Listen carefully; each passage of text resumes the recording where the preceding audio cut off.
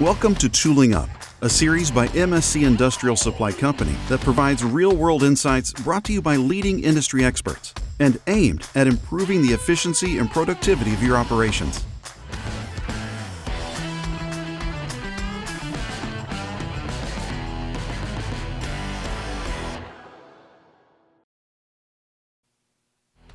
Hey everybody, this is Eddie with MSC and welcome to our latest episode of Tooling Up featuring big ass fans. So today we're going to focus on how fans are so much more than just a cool breeze. And to help give us some insights today, we have a special member from the team over at Big Ass Fans, our good friend Adam. So Adam, hey, thank you so much for joining, and before we get started, why don't you tell us a little bit about yourself and what you do over at Big Ass Fans? Yeah, hey Eddie, thanks for having us. Again, my name is Adam Gilley. I'm National Distribution Sales Manager here at Big Ass Fans, overseeing relationships such as the one we have with MSC. Well, very good. Well, hey, we appreciate you joining us. And as always, let's get jumping right in. So really, fans, so much more than just a cool breeze, as we stated. And really, with the heat, it can cause a lot of negative effects, not only on ourselves, the machines, and our workforce in its entirety. And first, I think we want to talk a little bit about heat stress. So can you dive into that for us today? Yeah, heat stress is one of the number one issues that we combat. All of our customers give us a call with some kind of issue. And the biggest one, it comes to heat stress. It's that call that says, hey, we had somebody go down last week, or we know it's too hot and work conditions aren't suitable. The last thing that any employer wants to see is someone go down due to a heat stress related injury, heat exhaustion, dehydration. All of those things can lead to someone passing out, becoming sick. And that's not what we want, especially in this world that we're living in right now, where attracting employees is a number one priority. So what we do is we look at utilizing fans, from our big fans to our directional fans to our evaporative coolers, to make sure that we can provide a suitable working environment for our customers, whether that is increasing the comfort, the thermal comfort in the facility, or moving heat around and out of a facility if there is a ton of process heat. No, it makes sense. And then in tandem with that, you provide loads of solutions and have technology to back it. So what do we need to know about your Spec Lab feature? Absolutely. The one thing we don't want to be, Eddie, is a cookie cutter. We know that every facility is different. There is going to be a different layout. There is no one way to do a distribution center. There's no one way to do a manufacturing facility. So what we do with our Spec Lab tool is we look at that facility, look at every obstruction from walls to racks to machines to people, and see how air will move in the facility when we put in our recommendation and our solutions. So what Spec Lab is a custom CFD analysis in which we lay in fans to show everywhere air will move and bounce off obstructions. We don't want to lay in fans on a PDF and have covered circles that go out to the parking lot and are moving the leaves on the tree out beside your vehicle. No, we know that air is going to move and take the path of least resistance. So this Spec Lab tool allows us to do that and shows the customer, hey, this is how fans will perform in your facility. Don't just take our word for it, take the science behind it. No, it sounds super convenient to all of your customers. And then when we're talking about solutions that you provide, let's talk a little bit about the Power Foil. What do we need to know? Yeah, so the Foil X30 is our leader in the industrial HVLS space. This is the number one selling industrial fan on the market. We are talking about a fan that is going to last 25 plus years. It is a almost maintenance-free fan. It comes with a hermetically sealed gearbox. So what all of that does for the customer is once that fan is up, it's up. No dust, dirt, debris is going to get into that oil bath since it is hermetically sealed. So once it is up, we don't have to worry about any kind of maintenance. And the other big thing here are the 8 redundant safety features that come standard on this fan.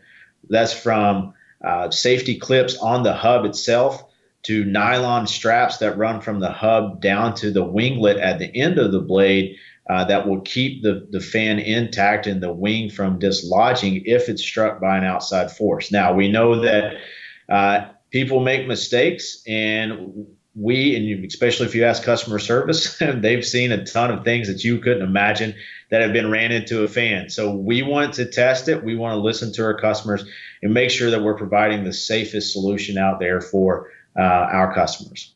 Hey, no, absolutely makes sense. And so with that, do you have any examples in the field where this is being applied that you'd like to speak to? Yeah, they're all over the world in every application you can think of. Behind me, we have it in a fitness center.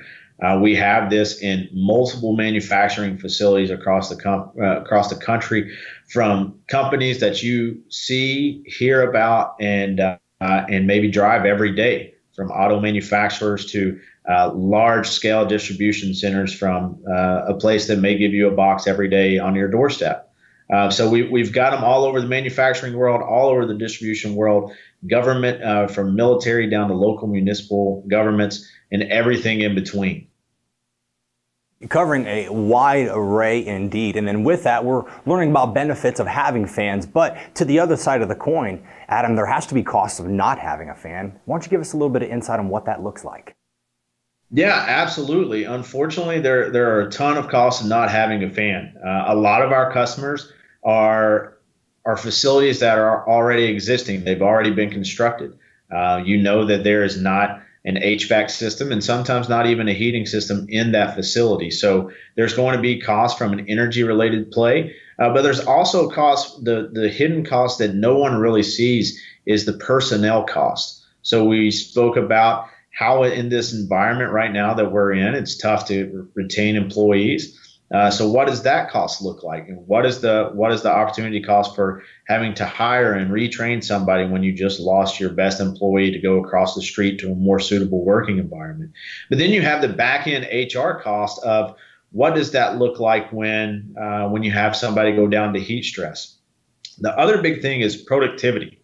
What does productivity look like when it's a hot environment that people dread coming in every day to work? You know, every degree above 77 degrees, you're going to lose 1% of productivity.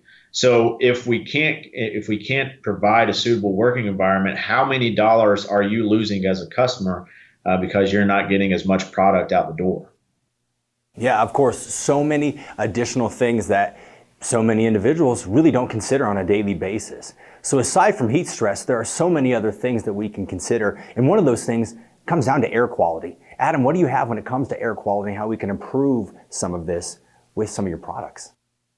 Yeah, absolutely. So the big thing that we see is just air mixing. You know, think of some of the places that you've walked into and you think, oh my gosh, I can barely breathe in here. You know, think of a natatorium, any indoor enclosed pool. You know, you walk in, the chlorine hits you right in the mouth and you feel like you've got to climb through the air. And if you're at a swim meet, you don't want to be there for 4 hours walking out smelling like a chlorine tablet, right? So we want to get air moving. We want to homogenize the air. So, you know, in that application, trichloramines sit right on the water level in the pool. Olympic training facilities will have tons of air movement to make sure that swimmers aren't breathing in those trichloramines as they go across the water. So how do we move that air? And it's with putting fans in the facility to homogenize it. Also think of any maintenance facility, from a car to an airplane maintenance facility. You're going to have the smell of gas and oil in any of your vehicle maintenance facilities, but for even going to the airport, you get out on the tarmac and you can smell that jet fuel. And if it's something in which you've got your bags out there, then hey, they're probably going to smell like jet fuel too. So let's get the air moving in there. Let's homogenize the air so we can constantly move that so it's not just sitting in at one spot. Hey, no, it makes sense. Nobody wants to sit around in old, stagnant air. And then additional to that, we're talking about some ventilation. So what do we need to know when it comes to that? Yeah. So a lot of these buildings, as I mentioned, are already up and constructed, and we get conversations in which, hey, we don't have enough exhaust in the facility, or the systems are old. What can we do to get air moving? So ventilation is a huge piece in increasing indoor air quality. What the fans will do is it's not going to be the absolute solution to an exhaust system, but when budgets are tight, and this is the solution that checks two boxes for you, in the fact that you get air circulating throughout the facility, and you also cool people off, then this is the way to go. This is an easier solution rather than spending $100,000 on a brand new HVAC system. Right. So how can ignoring these problems reduce productivity? Yeah, it comes down to creating that suitable working environment. It's making sure that if you can put workers and employees in an environment in which they want to come to work because it is comfortable and they know that they're making a great wage, you're going to increase the morale, and then that will also lead into increased productivity. So again, it all comes down to what is the indoor air quality? What does the thermal comfort level look like in your facility? There's so many places that we look at and work in, from the manufacturing side where you may have some process heat, or just a distribution center where you have doors open all the time and you're constantly bringing heat in. So how do we make that space more comfortable? And that's increasing air speeds going across people's skin. So we make them feel more comfortable. And when they're comfortable, they're going to work harder. It definitely makes sense. And so we've talked about the problem. Let's translate that now into some solutions that Big Ass Fans provides. What can you tell us about the Big Fan, for example? Yeah. So again, with these applications that we look at, there are going to be different areas that we look at. So it's open floor areas that we can look at with a big fan to cover a large amount of space. There are also going to be individual workstations that we look and see, hey, how can we best provide a solution there? That may be directional fans to make sure that we're providing air movement to that one spot. We don't want to put fans in an area where we're going to have a ton of obstructions, because, as I mentioned earlier, air takes the path of least resistance. So if it's over top of racks, then maybe that's going to move right on top of the racks, or the boxes on top of the racks, and not going to get the air movement down to the level that the workers are at. So we have multiple solutions that we can use, whether it's big fans paired with directional fans or paired with our evaporative coolers. No, absolutely. And then what do we need to know when it comes to the Aireye? Yeah, so the Aireye is our directional fan. It's you look at it and say, hey, Adam, this is just another cage fan. What's different? Our customers kept coming to us, Eddie, and saying, I need something that's going to last longer than 6 to 9 months. And what I have is loud, it's single speed, and it gets hot and burns itself out. So we listened to that and came back with a solution that answers all those questions. So the Aireye fan is a cage fan that is going to be absolutely ahead of the game, leaps and bounds. It's got an ECM direct drive motor, so it's going to be quiet in operation. The great thing is there's not going to be any heat production from that motor. So it's going to cut down on any kind of burn risk if anybody bumps into it. But also the fan will not suck that hot air off of the motor and push that to the workstation that it is covering. The other thing is, these fans are usually in dirty environments. They're tough to clean if it's not easily accessible. So what we have on the north, south, east, and west sides of the cage are 4 diaper pin clips, unclasp 3 of them, and wipe down the blades. And it's easily cleaned, and you're back in business in 5 minutes. So easily accessible, variable speed, quiet in operation, 5-year warranty. It's an industry leader across the board. No, absolutely love it, and all relevant topics to not only the problem, but the various solutions that you provide. And so when it comes to additional solutions, we've talked about a couple of things, but one thing we haven't touched upon is really the cost and energy savings that we can see. What do we need to know when it comes to that, Adam? Yeah, it's all about what's in the facility right now, okay, and what you're using. And maybe expired systems is the best way to look at it. It is, are you using less energy efficient fans right now that you're using a ton of those in the facility? We've been in multiple facilities, Eddie, in which they have hundreds of fans that are old, they're on their last leg, and they are using a ton of energy. So from an energy efficiency standpoint, we have the most energy efficient fans that are on the market. From an HVAC standpoint, hey, we use the fans as an air distribution device. They're going to make you feel cooler because we're increasing the air speeds going across your skin. Also, what we can do is raise that thermostat set point based on what we're doing in the facility. So if we raise that thermostat set point from 72 to 78 and use the fans to distribute the conditioned air that's being introduced, then what we can expect is for every degree we raise that thermostat, we can get a 3 to 6% energy savings on that HVAC related cost. And then the flip side of it, you got to remember this is a seasonal or an all seasons product in which this will help with the heat in the facility. We all know heat rises.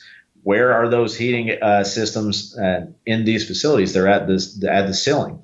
So we will cut back on the usage of those. You'll introduce the heat with your forced air heaters, your tube heaters, what have you. And we'll use the fans in a slow speed in the forward motion to constantly push that air down to the ground level where people are working without creating a draft. So we're getting the heat off of the ceiling down to the floor. And again, we're looking to save 20 to 30% on the heating related cost in those applications that we put a fan in to destratify the air. No, yeah, it definitely makes sense. And if I'm someone who's running a shop floor and I'm thinking about the biggest investments that I have on that floor, which would be, my machines, how can your systems benefit or help improve the efficiency or overall life of the machines on the shop floor? Yeah, it's about moving heat, right? It's about moving air and getting some of that stagnant air away from certain things. So we know that there's applications we work in where machinery produces a lot of heat. We want to get that process heat out of there. We want to move it out of the space. So sometimes it's a fan to move that air away from the machine or what's around it. So if you've got plastics, if you've got rubbers, the last thing you want to do are melt those products because either A, you're going to have to replace a conveyor belt, or B, you've lost some of the product that you just produced. So we want to expand the lifespan of what you have in there, but also everything that's surrounding it. So moving that hot air away. But also you mentioned the biggest priority and investment in the companies is sometimes the equipment, but it's those people who are working on those lines. So getting that hot air away from those folks who are key and vital into getting that product out the door. No, this is true. This is true. And then additionally to that, Adam, what do we need to know about your evaporative coolers? Yeah, it's a new line for us, Eddie, in our cold front line. So we wanted to look at that and see how we could expand our product line and make sure we answer every question so that if there is a facility that is hot, we want to be the one-stop shop. So our cold front fans, our cold front evaporative coolers are going to be one of the most innovative evaporative coolers out on the market. So what you're going to see here in this video is it starts with the media. We've got a thick cooling media, 8-inch cooling media that's going to absorb more water and provide a greater cooling effect than what you may see on the market now. That media is a UL Green Guard Gold media. It's going to be resin coated so that it can take a little bit of the bumps and bruises that come into the facility. We know that these fans and these evaporative coolers may get bumped into from time to time. And if you're making an investment, you want to have something that's going to hold up. The performance, the durability is great, but we're also backing that up with a 5-year warranty. The bigger thing here, Eddie, is that we pair this with our big fans. And what that does is we're going to use the evaporative cooler to introduce cool air into the facility. And then we'll use the fans again as a distribution device to move that cool air throughout. And in that case, we know that we will see a greater cooling effect in that system by using the evaporative cooler and the fans. Truly, truly. And then with today's conversation, we've not only covered heat stress and how we solve that issue, also air quality and how we solve that in various ways, but also talked about the many, many ways that we can produce cost and energy savings throughout our facility. So as we get ready to wrap up our episode today, Adam, what are some final thoughts that we need to know about the products that we discussed today? Yeah, absolutely, Eddie. It's all about providing the right solution for the customer, for you, the customer. It's providing a safe solution for the customer and also a long-lasting solution for the customer. When we put big ass fans on a fan, we want to know that it's going to be the most durable, the longest lasting, and the safest product that you can put in your facility. Wonderful, wonderful. And for all of our viewers, where can we get more information, not only about the products that we talked about today, but all the other additional offerings that you bring to the market? Absolutely. You can find it at mscdirect.com/bigassfans. All right, on. Well, hey, we thank you so much for being our expert today, and we thank all of you viewers for joining us on our latest episode of MSC's Tooling Up, featuring Big Ass Fans. Want more insights and ideas to improve the efficiency and productivity of your operations? Watch more Tooling Up videos now or subscribe to our channel so you never miss out.